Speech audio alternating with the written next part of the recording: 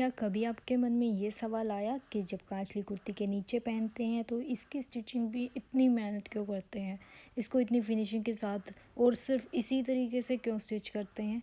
क्योंकि कुर्ती के नीचे दिखनी तो होती नहीं है ये। फिर ऐसा क्या कारण है जो इसको इसी तरीके से स्टिच किया जाता है? नहीं ना? तो जानने की कोशिश किया कीजिए, जिज्ञासा कीजिए, क्योंकि जब तक मन में प्रश्न नहीं होते तब तक ज्ञान का विस्तार नहीं हो सकता। तो स्टिचिंग करते करते आज आपको मैं राजपूती पोशाक की कुर्ती की हिस्ट्री के बारे में बताना चाहूँगी। कब राजस्थान में राजपूती पोशाक का चलन आरंभ हुआ, पहले कैसे वियर करते थे और अब कैसे वियर करते हैं और क्यों करते हैं। राजपूती पोशाक यानी कुर्ती, कांचली, लहंगा राजस्थान की पारंपरिक पोशाक है और इसकी हिस्ट्री बहुत पुरानी है और ये राजपूत समाज की सांस्कृतिक और सामाजिक परंपराओं से जुड़ी हुई है। कुर्ती कांचली की उत्पत्ति राजपूत शासनकाल में हुई थी, जिसे 16वीं से 19वीं शताब्दी तक का समय माना जाता है। ये राजपूत महिलाओं की पारंपरिक पोशाक रही है। हालांकि इसकी मिलती जुलती ड्रेसेस भी आजकल ट्रेंडिंग में हो गई हैं राजस्थान के अदर कास्ट में। कुर्ती कांचली की जोड़ी 19th सेंचुरी में हुई थी। इससे पहले महिलाएं सिर्फ घाघरा या चोली वियर करती थी, मीन्स सिर्फ कांचली और घाघरा पहना करती थी। तो फिर कुर्ती कैसे आई? इसका कारण भारत में मुगल या ब्रिटिश का आगमन था। मुगल साम्राज्य के समय महिलाएं अपनी पोशाक में बदलाव लाने लगी थी और तब घाघरा चोली यानी कांचली और लहंगे में एक और चीज ऐड हो गई। उस समय महिलाओं ने कांचली के ऊपर ये कुर्ती बनवाना और पहनना शुरू कर दिया और इस तरह पोशाक में कुर्ती, कांचली, लहंगा और ओढ़ना ये सब ट्रेंडिंग हो गए और आज भी राजस्थान में महिलाएं कांचली के ऊपर कुर्ती वियर करती हैं। राजपूती पोशाक की हिस्ट्री बहुत पुरानी है और समृद्ध है। ये राजपूत समाज की सांस्कृतिक और सामाजिक परंपराओं का प्रतीक है। इससे एक बात तो साबित होती है कि घूंघट और तन ढकना ये सब भारत में विदेशी आक्रांताओं जैसे मुगल, ब्रिटिश आदि के कारण आया। भारत में महिलाएं और पुरुष सदैव स्वतंत्र रहे हैं अपने परिधान से, अपने विचारों से। वहीं अगर घूंघट लेने की बात की जाए तो यह भी उसी समय और उन्हीं कारणों से शुरू हुआ था और इसका एक कारण राजस्थान का क्लाइमेट भी है। धूल, मिट्टी, गर्मी, रेतीली जमीन, गर्म सर्द हवाएं, जिस कारण से वे अपने चेहरे को कवर करती हैं। इसको परंपरा से जोड़कर, सम्मान से जोड़कर देखने वालों की विकृत मानसिकता के कारण समाज में स्त्रियों को इंसान की तरह देखना बंद करके उसे सिर्फ एज अ वुमन बॉडी देखने लगे हैं, जो कि बिल्कुल गलत है। मैं किसी भी तरह से इसका समर्थन नहीं करती और ना ही चाहती हूँ कि आप सब भी करें। दूसरी ओर जो सूट सलवार का पहनावा है, जिनको लोग अप्रिशिएट करते हैं, सुंदर बताते हैं, वो भी एक्चुअल में हमारा पहनावा नहीं है, हमारा पारंपरिक परिधान नहीं है। वो एक मुस्लिम ड्रेस है, उसको आप पंजाबी स्टाइल में बना लो या कितना भी मॉडिफाई कर लो, बट वो देन जो है वो मुगलों की है। तो ये तो हमारा परिधान और हमारा कल्चर नहीं था। तो संस्कृति और मर्यादाओं का पालन करने वाले बनो, लेकिन अपने हिसाब से नहीं। असली कल्चर को पहचानो, असली कल्चर क्या है, क्या था, उसकी हिस्ट्री के बारे में जानने की कोशिश तो किया करो। और ये समाज परंपरा को पहनावे से जोड़कर उनको निभाने की शिक्षा देने वाली होती कौन है? जिन्होंने 10वीं सेंचुरी से पहले पढ़ाई छोड़ दी थी। और धन्य है राजस्थान की महिलाएं जिन्होंने आज तक भी अपने पहनावे को बरकरार रखा हुआ है, अपनी पारंपरिक पोशाक। इसलिए इसकी जो स्टिचिंग है वो बहुत पुराने टाइम की है और तब से ये ऐसे ही स्टिच की जा रही है और ऐसे ही स्टिचिंग इसकी होती है। एक ट्रेडिशनल ड्रेस है जिसको इसी तरीके से स्टिच किया जाता था बहुत समय पहले भी और अब भी ऐसे ही होता है। हालांकि बॉलीवुड में, फिल्म इंडस्ट्री में इसको बहुत कॉपी करने की कोशिश किया है। बहुत सारी मूवीज़ में आपने देखी होगी कांचली कुर्ती, और इस तरीके से उन्होंने काफ़ी टाइम बनाने की इसको कोशिश की है, लेकिन वो प्रॉपर तरीके से उस चीज़ को नहीं दिखा पाए जिस तरीके से ये असल में दिखती है। आई होप आपको ये जानकारी पसंद आई होगी। तो इसी के साथ मैं वीडियो में आपको बता देती हूँ कि मैं राजपूती पोशाक की कुर्ती स्टिच कर रही हूँ और इसका मेज़रमेंट मैं आपको बता देती हूँ अभी 35 to 36 बस साइज़ के लिए। और इसका मार्किंग मैंने 9.5 इंच पे किया है। नॉर्मली जैसे हम सूट की कटिंग करते हैं उसी तरीके से आपको रखना है। बस आर्म होल जो है आपको 8 इंचज़ तक बढ़ाना है और इसको कुछ इस तरीके से मार्किंग करनी है जैसे मैंने किया है।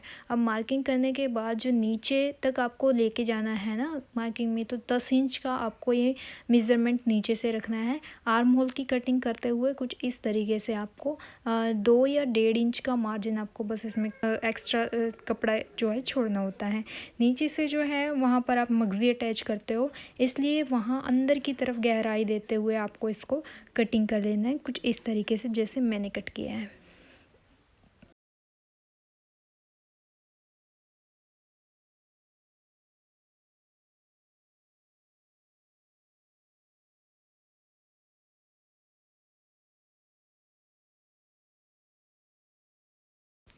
और अब नीचे से इसको गोलाई देते हुए कट कर लेना, क्योंकि यहाँ पर हमारी जो है मगज़ी लगती है, इसलिए इसको गहराई से अंदर की तरफ से कट किया जाता है। और ये हमारी कुर्ती की कटिंग हो गई है। अब मैं इसका एक पेज अलग कर लेती हूँ, क्योंकि एक पेज में हमें जो है फ्रंट नेक तैयार करना है। तो गले की कटिंग करने के लिए आपको कुछ इस तरीके से अपने कपड़े को वैसे ही जिससे पहले रखा होता है ऐसे रख लेना है। और आर्म होल में नीचे अंदर की तरफ एक गहराई देनी ज़रूरी है, क्योंकि अगर आप यहाँ पे गहराई नहीं देते हो तो यहाँ पर सिलवट बन जाती है, इसलिए यहाँ से आपको एक गहराई दे करके इसको कट कर लेना है कुछ ऐसे। अब सबसे पहले 1.5 या 2 इंच पर मार्किंग करेंगे हम गले के लिए, और नीचे से मैं गले का साइज़ रख रही हूँ लगभग 9.5 इंच। और अब गले की चौड़ाई के लिए मार्किंग करेंगे तो वो करनी है आपको 4 इंचेस पर। ऊपर से भी आपको 4 इंचेस पर मार्क कर लेना है, और एक रेक्टेंगुलर शेप में आपको एक बॉक्स रेडी कर लेना है कुछ इस तरीके से, ऊपर से भी और नीचे से भी आपको। अब इन दोनों मार्क को हम मिला लेंगे, सीधा कर लेंगे इस तरीके से।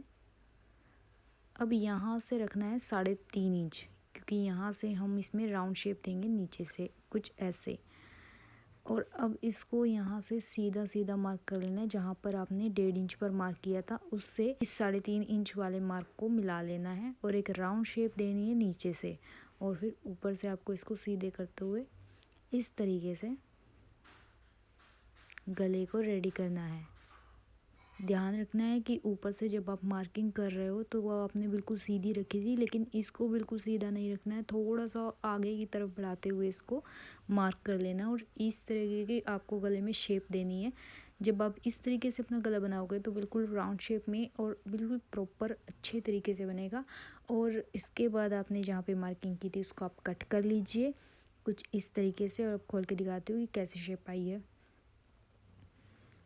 देखिए, तो अब इसमें हमें बाद में मगज़ी लगानी है, तो 1/2 इंच की इसमें मगज़ी लग जाती है। गला जो है 9 इंच का बन जाता है, 9 इंच इनफ है 36 या 35 बस साइज़ के लिए।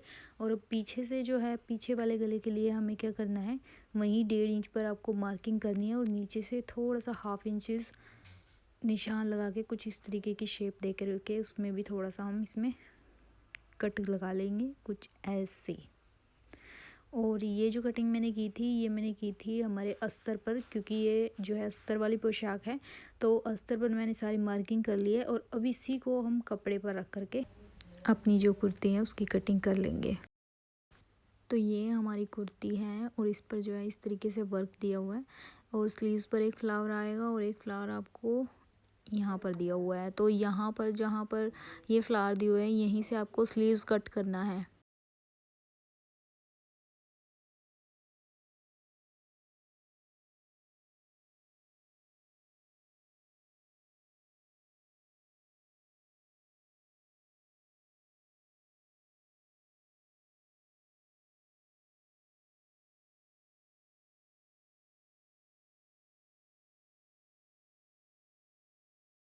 और इस तरीके से कपड़े को सेट करके आपको इस पे अपना फ्रंट पार्ट जो है वो रख लेना है। आप चाहे तो मार्किंग करने के बाद इसकी कटिंग कर सकते हैं, आप इस पे सीधे सीधे भी कटिंग कर सकते हैं, लेकिन मार्किंग करने से कट करोगे तो आपको कोई ज़्यादा परेशानी नहीं होगी। तो आप इस तरीके से मार्किंग कर सकते हो, और मार्किंग करके हम इसको कट कर लेंगे। बस इस तरीके से आपको इसकी कटिंग करनी है, और पिछले फेस की भी आपको इसमें कटिंग कर लेनी है। नेक्स्ट वीडियो में हम इसकी स्टिचिंग अपलोड करेंगे, तब तक के लिए बाय बाय।